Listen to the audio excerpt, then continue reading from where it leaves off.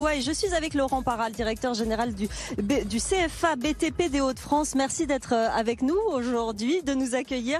Le bâtiment qui est à la fois un des secteurs essentiels de notre économie et l'un de ceux qui souffrent le plus des pénuries de recrutement. Et c'est là que vous intervenez finalement. Laurent Parra, vous formez 2300 apprentis sur le Nord et le Pas-de-Calais. Et ce qu'on peut dire, c'est que votre formation a beaucoup de succès dans cette région.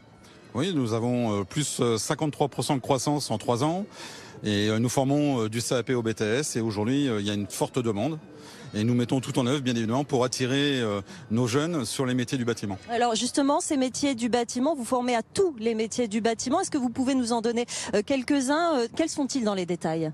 Alors bien évidemment tous les métiers du bâtiment, la menuiserie, la maçonnerie, la peinture, l'électricité et nous développons de nouvelles activités liées à la transition énergétique comme les pompes à chaleur, le photovoltaïque. Vous m'avez dit que vous accueillez depuis 3 ans 800 nouveaux apprentis. Ça veut dire que cette quête de sens que l'on réclame un petit peu dans tous les secteurs, peut-être que les jeunes la trouvent dans le secteur du BTP, dans votre centre de formation. Qu'est-ce qui les amène, qu'est-ce qui les motive ces jeunes aujourd'hui ? Alors, ce qui les motive, c'est le salaire, parce que dans le bâtiment, on gagne bien sa vie. Puis surtout, ça permet d'avoir un parcours de vie à long terme, si vous voulez. Parce que aujourd'hui, il y a une vraie demande sur le marché du secteur du bâtiment. Et donc, ils peuvent rester très longtemps dans le bâtiment. Et, on peut évoluer. On fait carrière en fait dans le bâtiment et on vit bien dans le bâtiment. C'est ce que vous dites. Exactement. Et le bâtiment s'ouvre aussi aux femmes. Puisque je veux dire, aujourd'hui, on a 8% de femmes. Malheureusement, c'est pas suffisant.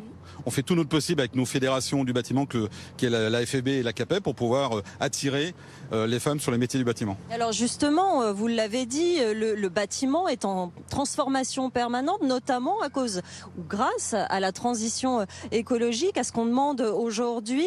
Peut-être que c'est ça qui va faire augmenter le nombre de femmes dans les formations et plus tard dans le secteur.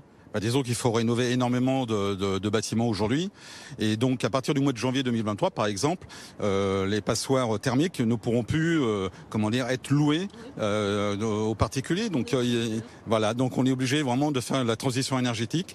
Et il y a une vraie dynamique dans ce domaine. Alors, quel type de transformation, je veux dire en termes de métier, en termes de formation, ça implique pour vous? Qu'est-ce que ça change au quotidien dans un centre de formation de former à des métiers qui peut-être n'existent pas encore aujourd'hui, mais auquel il faut malgré tout penser?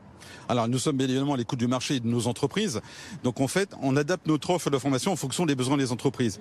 Donc, bien évidemment, par exemple, je vous prends le cas des pompes à chaleur. Là, aujourd'hui, il y a de plus en plus d'installations de pompes à chaleur. Donc, on a développé des partenariats sur ces dispositifs.